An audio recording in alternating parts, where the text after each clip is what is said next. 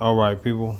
This video is basically showing the V8 small block Chevy mounting in the 260Z. I got the jacks that run, and they give instructions, kind of, but they just give kind of vague pictures. So, give you an idea. This is the picture they say. This is supposed to be a passenger side. This is how they give you instruction. They said this is what it's supposed to look like. That's your instruction. This is what it's supposed to look like. So if you look closely here,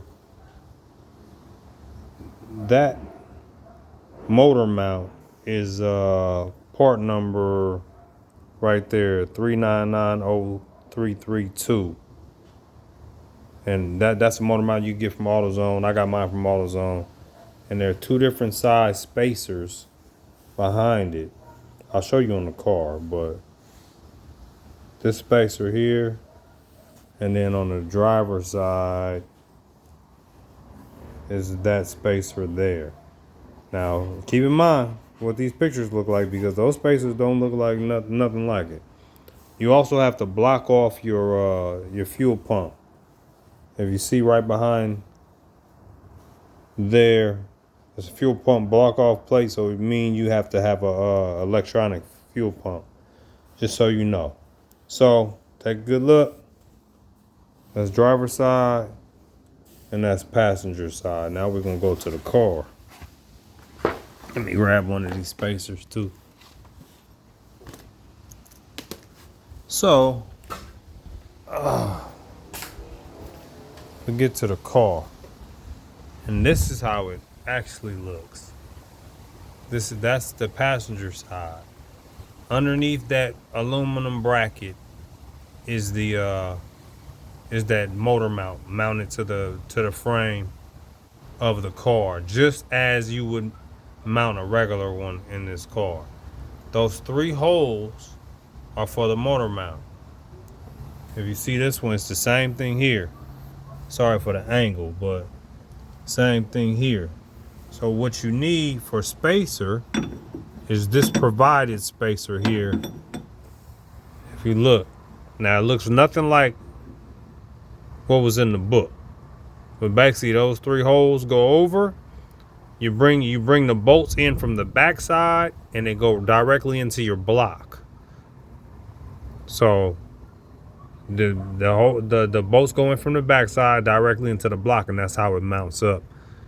And on both sides, there's a bigger spacer. This spacer is the bigger one for the driver's side, and there's a smaller spacer. Where did I put it?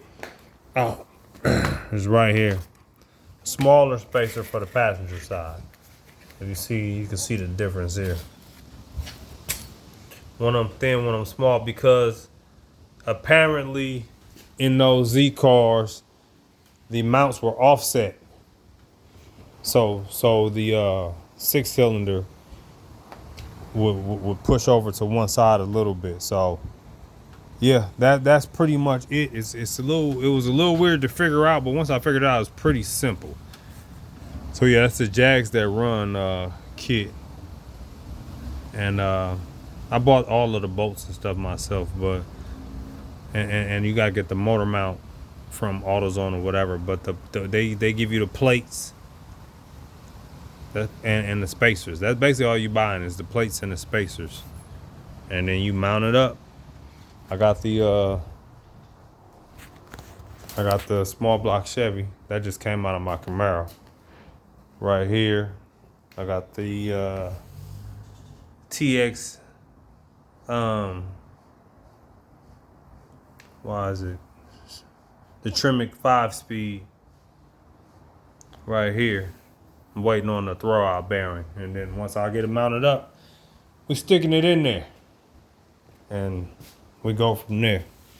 I just wanted to give y'all a little update. Well, not even an update, just some information. If you were wondering how to do a small block Chevy, I know they got the Dirty Dingo mounts for the LS motors, but for the small block Chevy, this seems to be one of the easiest ways to go about it. All right, appreciate y'all. Later.